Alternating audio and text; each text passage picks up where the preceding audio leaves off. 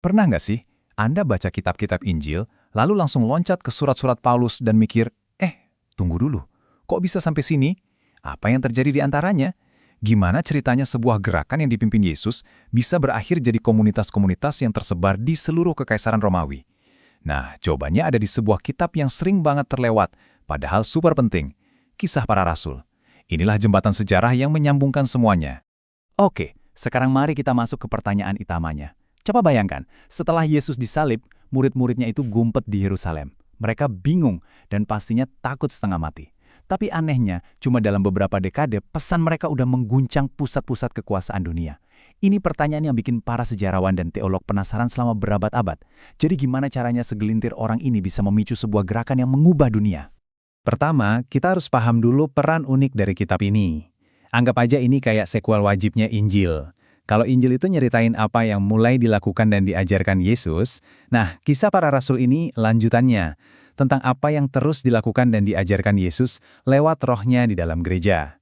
Ini adalah jilid kedua dari sebuah karya besar yang ditulis oleh seseorang bernama Lukas. Terus, siapa sih penulis di balik narasi epik ini? Dia adalah Lukas. Dan identitasnya ini penting banget loh. Lukas itu bukan penulis biasa. Sebagai seorang tabib, matanya jeli banget untuk melihat detail dan mendiagnosis sesuatu secara akurat. Sebagai sejarawan, dia melakukan riset yang mendalam, mewawancarai saksi-saksi mata. Dan yang paling penting, sebagai rekan seperjalanan Rasul Paulus, dia ikut langsung dalam sejarah yang dia tulis. Kredibilitasnya ini bikin narasi ini punya bobot yang luar biasa. Oke, cerita kita dimulai lagi di Yerusalem. Yesus udah naik ke surga dan para murid lagi nunggu, persis seperti yang diperintahkan. Mereka nggak tahu persis apa yang bakal terjadi, tapi mereka taat. Dan kemudian, terjadilah momen yang jadi titik ledak dari seluruh gerakan ini, peristiwa Pentakosta. Pentakosta ini bukan cuma fenomena supranatural biasa ya, setiap simbolnya itu punya makna yang dalam banget. Angin keras itu melambangkan nafas dan kuasa Tuhan yang ngasih hidup baru. Lidah api nunjukin kehadirannya yang memurnikan. Dan yang paling radikal, bahasa roh, yaitu kemampuan buat ngomong dalam berbagai bahasa. Ini kayak pembalikan dari kutukan Menara Babel. Seakan-akan Tuhan bilang, rencanaku dari awal adalah menciptakan satu keluarga baru dari semua bangsa, bukan dipisahkan oleh kesombongan, tapi disatukan oleh rohku. Dan dampaknya? Wah, langsung masif. Petrus, nelayan yang dulu pernah menyangkal Yesus, sekarang khotbah dengan kuasa yang baru, dan 3.000 orang bertobat dalam satu hari. Bayangkan, dari sebuah kelompok kecil yang ngumpet ketakutan, sekarang jadi gerakan yang nambah ribuan orang cuma dalam sehari. Ini bukan pertumbuhan bertahap, ini ledakan rohani. Tapi ini bukan cuma soal jumlah. Komunitas pertama ini hidup dalam sebuah tatanan yang disebut koinonia. Mereka berbagi segalanya, mastiin nggak ada yang kekurangan. Mereka belajar, berdoa, dan hidup bareng dengan cara yang tulus banget. Sampai-sampai, Lukas mencatat kalau mereka disukai semua orang. Gaya hidup radikal inilah yang bikin pesan mereka jadi sangat menarik. Mereka nggak cuma ngomongin tentang kasih, mereka mempraktekkannya. Itu bentuk penyebaran kabar yang paling kuat. Tentu aja, gerakan baru ini nggak dibiarin begitu aja. Perlawanan pun muncul. Tapi anehnya, tekanan dan konflik ini bukannya menghancurkan gereja. Malah sebaliknya, hal itu justru jadi bensin yang menyebarkannya lebih jauh lagi.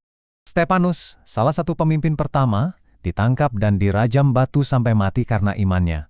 Kematiannya memicu penganiayaan besar-besaran di Yerusalem. Tapi, apa yang kelihatannya seperti tragedi justru menjadi katalisatornya. Penganiayaan ini tanpa disangka-sangka malah jadi angin yang meniup benih Injil keluar dari Yerusalem, menyebarkan orang-orang percaya dan pesan mereka ke seluruh Yudea dan Samaria. Dan di tengah-tengah badai penganiayaan ini, muncullah alur cerita yang paling nggak terduga. Tokoh utamanya adalah orang yang paling bersemangat dalam memburu dan menghancurkan gereja. Saulus dari Tarsus. Dia ini mimpi buruknya gereja mula-mula. Seorang Farisi yang brilian dan super fanatik, misinya cuma satu, musnahin apa yang dia sebut jalan Tuhan. Tapi dalam perjalanannya ke Damaskus untuk melanjutkan misinya, dia berhadapan langsung dengan Kristus yang telah bangkit. Momen itu mengubah segalanya.